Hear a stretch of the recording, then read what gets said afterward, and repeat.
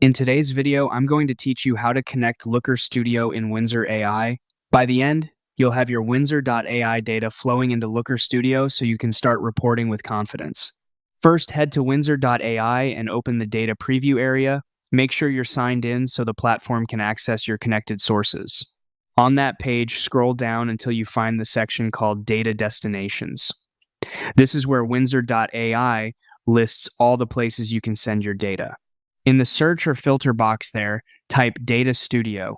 Looker Studio was formerly called Data Studio, so you'll still see it labeled that way in some places. When the Data Studio option appears, click it. This takes you to the Google Looker Studio connector that Windsor AI provides. Now you'll be prompted to authorize. Choose the Google account you want to use in Looker Studio and grant the requested permissions. If you have multiple Google accounts, pick the one that owns or will own your reports. If you don't see the prompt, check that your browser isn't blocking pop-ups. Once authorized, click Connect in Looker Studio. This step establishes the link and lets Looker Studio fetch the schema from Windsor AI.